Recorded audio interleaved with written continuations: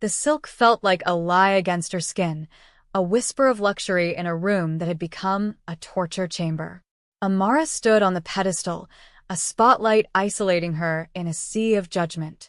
The dress, a cascade of ivory lace and delicate seed pearls, was supposed to be a dream. Now it was a shroud for her dignity. Beatrice, the store manager, circled her like a vulture, her lips curled into a sneer that was sharper than any pin. Her eyes, cold and calculating, raked over Amara's simple black dress and worn handbag, which had been placed carefully on a nearby chair. They saw nothing of the woman, only the price tags she assumed were missing. Well, Beatrice finally sighed, the sound exaggerated and dripping with disdain. It's a beautiful gown, isn't it? A shame it's so far out of your price range. The words hung in the air, thick and suffocating.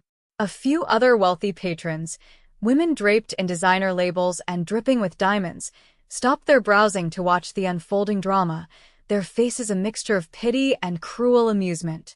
Amara's friend, Chloe, who had insisted they come to this exclusive boutique, offered a weak, theatrical smile. "Oh, B, don't be like that. We're just looking," but her defense was hollow, a performance for an audience. Amara's cheeks burned with a heat that had nothing to do with the stuffy air in the showroom. She had felt the manager's condescension from the moment she walked in, the subtle dismissals, the way she was steered towards the forgotten sales rack in the back. But this was a public execution of her worth.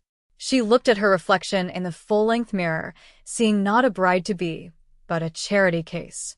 I can afford it," Amara said, her voice barely a whisper, yet it took all her strength to force the words out. Beatrice let out a short, barking laugh.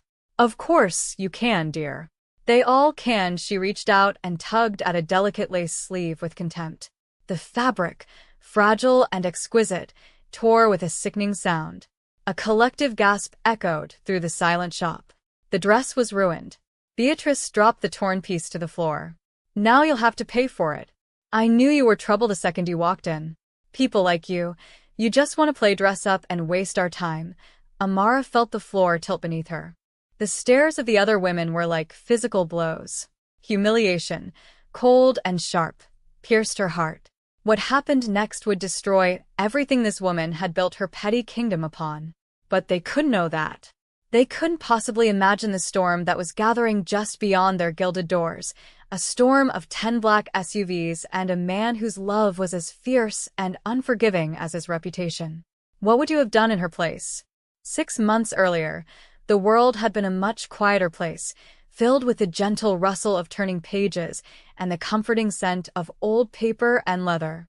Amara worked as a librarian at the city's oldest public archive, a sanctuary of forgotten stories and hushed reverence. It was a world away from the cold, sterile opulence of a bridal boutique. She loved the silence, the order, the way history felt tangible in the weight of a book. Her life was simple, orderly, and peaceful. She wore comfortable cardigans, her hair was often tied back in a simple bun, and her greatest pleasure was finding a rare first edition for a grateful patron. It was on a rainy Tuesday afternoon that he walked in. The heavy oak doors opened, letting in a swirl of damp air and a man who seemed to command the very space he occupied. He was tall and dressed in a perfectly tailored dark suit that probably cost more than her car. But it wasn't his clothes that made the silence in the room deepen. It was the stillness about him, an aura of coiled power and intense focus. His eyes, dark and sharp, scanned the cavernous room before they landed on her, sitting behind the main reference desk. He approached with a silent, confident stride. "I am looking for something," he said, his voice a low, smooth baritone with an accent she couldn't immediately place. "It is a collection of early Joseon dynasty poetry. I was told you might have a copy in your special collections." His name was Minjun, and he was searching for a piece of his own history, a connection to a past he rarely spoke of. Over the next few weeks, he became a regular visitor. He wasn't just a patron, he was a student of her quiet world. He asked about her favorite books, her dreams, the life she led outside these hallowed walls. He seemed fascinated by her simplicity, her genuine kindness, her lack of artifice. He confessed that his own life was loud, complicated, and relentless. He called it the family business, a global import-export empire that demanded all of his time and energy. He spoke of loyalty, honor, and the heavy weight of responsibility. Amara saw the weariness in his eyes, but also a deep well of strength. She found herself drawn to his intensity, the way he looked at her as if she were the only person in the world. She made him feel calm, he said. She made him feel human. Their courtship was a beautiful collision of two different worlds. Minjun would whisk her away from the quiet library in a gleaming black car that seemed to glide through the city streets. He took her to restaurants where the menus had no prices and the waiters anticipated every need before it was spoken. Yet, it was the simple moments he seemed to cherish most. Amara planned a picnic for him in the city park, with a checkered blanket and a basket filled with sandwiches she'd made herself. He lay back on the grass, his suit jacket folded neatly beside him, and looked up at the clouds, a rare, genuine smile gracing his lips. "I have not done this since I was a boy," he confessed, his voice soft with a nostalgia that tugged at her heart. "Thank you, Amara. You show me a world I thought was lost to me." He saw her worth not in what she owned, but in who she was. He admired her intelligence, her compassion, and the fierce dignity she carried within her. She was his anchor in a turbulent sea. But as their love deepened, a shadow began to creep into the edges of their happiness. Amara's maid of honor and longtime friend, Chloe, was initially ecstatic. She loved the glamour, the expensive gifts Minjun occasionally bestowed upon Amara, the reflected glow of his wealth. But beneath her enthusiastic congratulations, a bitter seed of envy was taking root. Chloe had always been the more outgoing one, the one who chased status and luxury. To see her quiet, unassuming friend capture the heart of a man so powerful and wealthy was a bitter pill to swallow. "He's just so intense, isn't he?" Chloe would say, probing for weakness. "Aren't you a little intimidated?"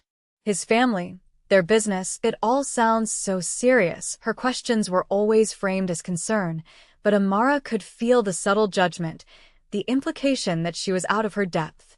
She was a simple librarian who had somehow landed a king, and in Chloe's eyes, that was a cosmic injustice. The jealousy festered, turning their friendship into a fragile pretense. Chloe's compliments became double-edged, her advice subtly designed to undermine Amara's confidence. She was a snake in the garden, waiting for the perfect moment to strike. The moment Minjun asked Amara to be his wife, it was as if the world stopped spinning. He didn't choose a fancy restaurant or a dramatic, public location. He took her back to the place where they first met, the quiet, hallowed halls of the public archive. After hours, the vast reading room was empty, lit only by the soft glow of the green-shaded lamps on the long oak tables. The air smelled of history and their shared memories. He stood before her, his usual mask of stoic control replaced by a raw, beautiful vulnerability. "In my world, Amara," he began, his voice thick with emotion, "there is very little that is pure. Everything has a price, a motive. Trust is a commodity, and love is a weakness to be exploited." He took her hands in his grip firm and warm. "But you are the purest thing I have ever known. You are my strength, not my weakness. You are my home." He knelt down on one knee, the gesture so full of old-world reverence that it took her breath away. He opened a small velvet box to reveal a ring that held a single, flawless diamond, a star captured just for her. "Amara, will you do me the honor of becoming my wife?" Tears streamed down her face as she whispered, "Yes. Yes, of course, yes." When she shared the news, Chloe's performance was worthy of an award. She shrieked with delight, hugging Amara tightly while her eyes drank in the magnificent ring. "Oh my God, Amara. He did it. I knew he would. You've hit the ultimate jackpot." The word jackpot landed like a stone in Amara's heart. It reduced their profound love to a financial transaction, a lottery win. But she pushed the feeling aside, wanting to believe in her friend's happiness for her. As maid of honor, Chloe threw herself into wedding planning with a terrifying zeal. "The dress is the most important part," she declared. "We have to go to Elysian Bridals, it's the best. Only the most exclusive designers." Amara was hesitant. The name alone sounded intimidating and expensive. "I don't need anything too fancy, Chloe. Just something simple and elegant." Chloe waved her concerns away. "Nonsense. You are marrying Minjun. You need to look the part. Don't worry about a thing. I'll handle the appointment. I'll make sure they treat you like a queen." It was a lie. Chloe's call to the boutique was a masterpiece of subtle sabotage. She spoke to the manager, Beatrice, and painted a picture of her sweet, simple friend who had a very limited budget but big dreams. She hinted that Amara was easily intimidated and was just coming in to get a feel for the experience. She planted the seed of doubt, ensuring that when Amara walked through those doors, she wouldn't be seen as a future bride, but as a future problem. The moment they stepped into Elysian Bridals, Amara felt a chill that had nothing to do with the fiercely air-conditioned room. The boutique was an intimidating temple of white. White marble floors, white silk-draped walls, and pedestals displaying mannequins in impossibly beautiful gowns that seemed to float like ethereal beings. The air was thick with the scent of expensive perfume and unspoken judgment. A woman with a severe blonde bob and a dress that looked like it was tailored from condescension glided towards them. This was Beatrice. Her eyes did a swift, brutal calculation, scanning Amara from head to toe. She noted the simple, tasteful, but not designer, dress Amara wore. She noted the practical flats and the leather handbag that was chosen for function, not for status.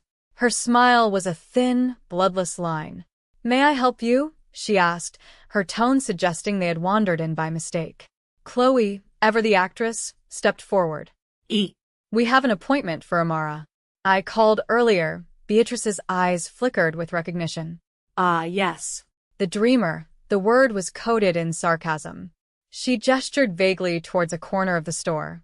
"The sales collection is over there. You may find something suitable." Amara's heart sank. "Actually," she said, her voice steady despite the knot forming in her stomach, "I was hoping to see some of the newer collections. I saw a particular gown online." She tried to describe the dress, a beautiful A-line with intricate lace detailing. Beatrice cut her off with a flick of her wrist. "That is a couture piece. It's extremely delicate.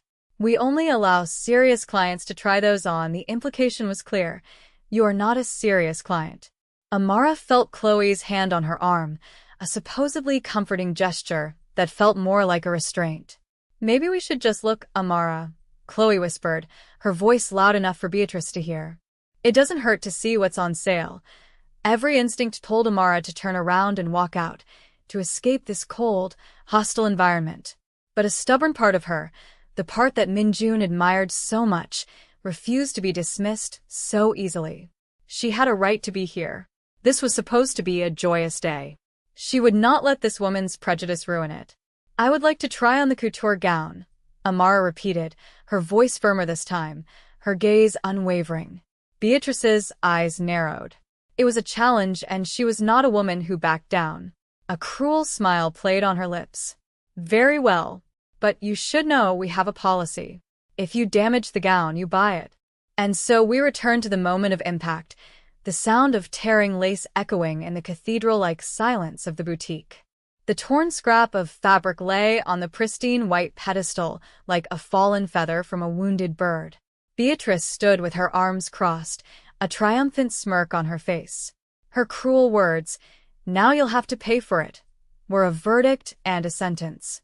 The dress, which had a price tag equivalent to a down payment on a house, was now Amara's burden. The other patrons whispered amongst themselves, their sympathetic glances now mixed with a morbid curiosity. They were watching a public shaming, a real-life drama to recount at their evening cocktail parties. Chloe rushed to Amara's side, her face a mask of practiced concern. "Oh, Amara, this is awful. I'm so sorry." She shouldn't have done that, but her eyes darted towards Beatrice, a flicker of shared victory passing between them. The trap had been sprung perfectly. Amara felt a profound sense of isolation, as if she were trapped behind a wall of glass. She could see everyone, hear their whispers, feel their stares, but she couldn't connect.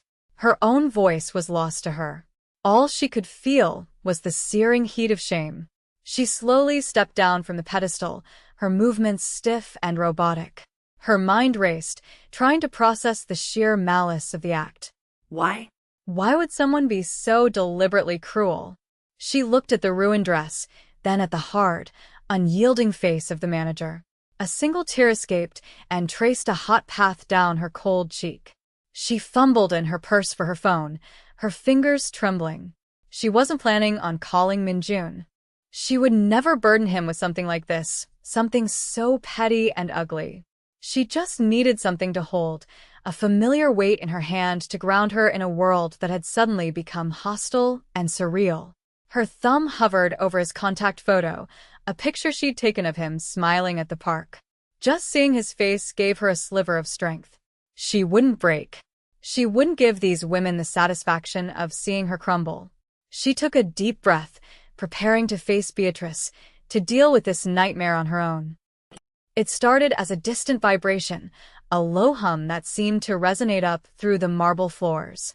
At first, no one noticed, but the hum grew steadily into a deep, powerful rumble, like the sound of approaching thunder on a clear day.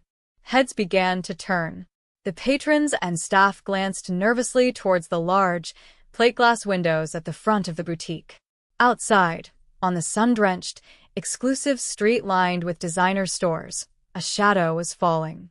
The first vehicle to pull up was a glossy black SUV, the kind that governments use for transporting dignitaries, with windows so darkly tinted they were like obsidian mirrors. It stopped directly in front of the store, its engine a menacing purr. Before the onlookers could process what was happening, a second identical SUV pulled up behind it. Then a third. And a fourth. In a matter of seconds, a silent, perfectly synchronized convoy of 10 black SUVs had formed a formidable blockade, sealing off the entire street. Traffic came to a halt. Pedestrians stopped and stared, their phones already out and recording. The entire atmosphere of the chic, carefree shopping district had shifted into something tense and cinematic. The door of the lead vehicle opened with a quiet, decisive click. A man in a dark suit stepped out, his posture ramrod straight, his eyes hidden behind sunglasses. He moved to the rear door and opened it. Len, mignon immortate. He was not the man from the library, nor the man from the picnic. Today, he was dressed in a bespoke charcoal suit, his white shirt so crisp it seemed to cut the air. His face was a mask of cold, controlled fury. The air around him crackled with an almost visible energy. He exuded an aura of absolute, untouchable power. Two more men, his most trusted lieutenants, emerged from the second SUV and flanked him, their gazes sweeping the street with professional vigilance. Inside the boutique, Beatrice's smug expression had dissolved into confusion and then dawning horror. Chloe's face went pale, her eyes wide with disbelief and fear. She had wanted to humiliate Amara, not summon an army. Amara, seeing him through the window, felt a wave of relief so powerful it almost buckled her knees. He was here. Her storm had arrived. The small golden bell above the boutique's entrance chimed a delicate, cheerful tune, a sound so utterly incongruous with the moment that it was jarring. Every head in the store snapped towards the door as Minjun stepped inside, flanked by his two sentinels. The frivolous, perfumed air of the shop seemed to grow heavy, charged with a new and dangerous gravity. He moved with a predatory grace, his polished shoes making no sound on the marble floor. His eyes, cold as chips of granite, scanned the room once, taking in the scene with chilling efficiency. The gawking patrons, the terrified staff, the ruined dress on the floor, and Beatrice, frozen behind her counter. But his gaze didn't linger on any of them. It found Amara, and in that instant, the entire universe of the room contracted to the space between them. For a fraction of a second, the icy fury in his eyes melted, replaced by a deep, aching concern that was more powerful than any shout. He walked directly to her, his path unwavering, ignoring everyone else as if they were merely furniture. He gently cupped her face in his hands, his thumbs tracing the path of her tear-stained cheek. "Are you all right, my love?" he asked, his voice a low, intimate murmur meant only for her, yet it carried across the dead-silent room. She could only manage a small, shaky nod, leaning into his touch as if he were the only solid thing in a collapsing world. He held her gaze for a moment longer, reassuring her without words that she was safe now, that he was here to make it all right. Then, his eyes dropped to the torn lace and the pristine white dress crumpled on the floor. A muscle twitched in his jaw. When he looked up again, the coldness had returned, honed to a razor's edge. His gaze settled on Beatrice, who visibly flinched. He didn't raise his voice. He didn't need to. The quiet menace in his tone was more terrifying than any rage. "You," he said, the single word cutting through the tension like a shard of glass. "You are the manager of this establishment?" Beatrice, her face ashen, swallowed hard. The arrogance and condescension were gone, replaced by a primal fear. She could only nod, her throat too tight for words. Minjun's eyes then flickered over to Chloe, who was trying to shrink into the wall, her face a mask of pure panic. He saw her, and in his brief, dismissive glance, he understood everything. Minjun's composure was absolute, a terrifying calm that promised a meticulous and devastating retribution. He kept one arm protectively around Amara, anchoring her to his side, before turning his full attention back to the trembling manager. "This woman," he began, his voice level but laced with steel, his gesture towards Amara one of reverence, "is my fiancé, the future matriarch of my family. She came to your store today with a pure heart, looking for a dress to wear on the day she honors me by becoming my wife."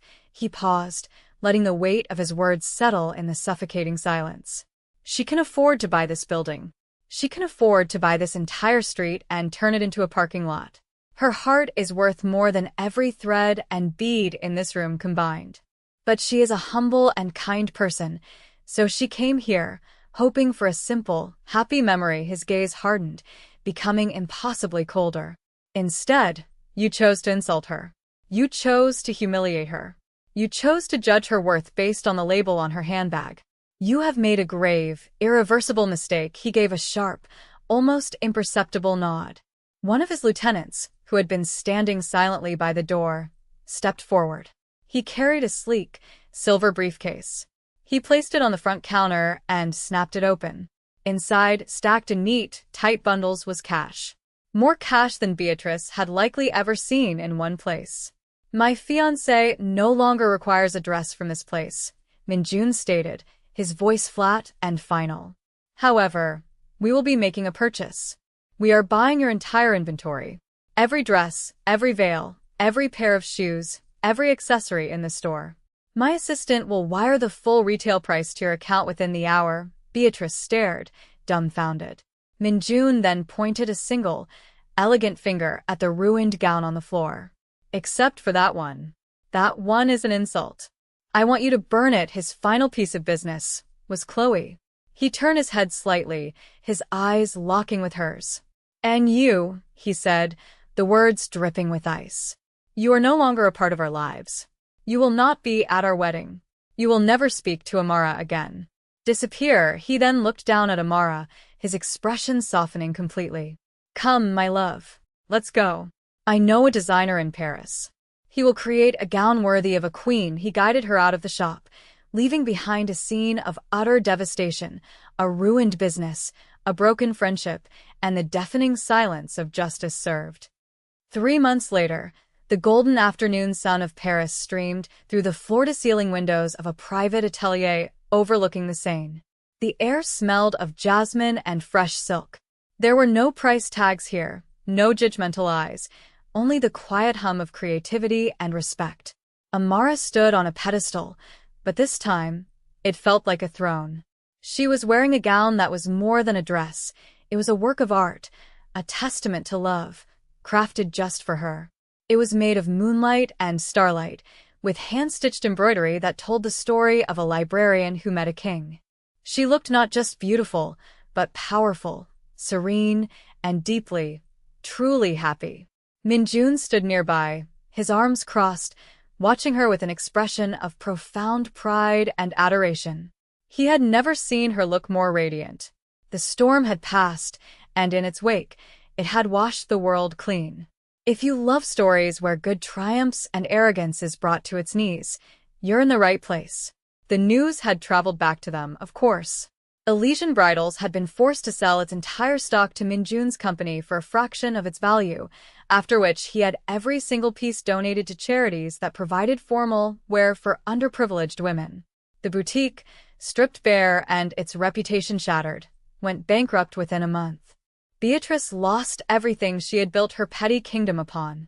Chloe, ostracized from their social circle and consumed by the shame of her public exposure, moved to another city to escape the ghosts of her own jealousy and betrayal. This story serves as a powerful reminder for us all. True worth, the kind that truly matters, is not measured by the labels you wear or the balance in your bank account.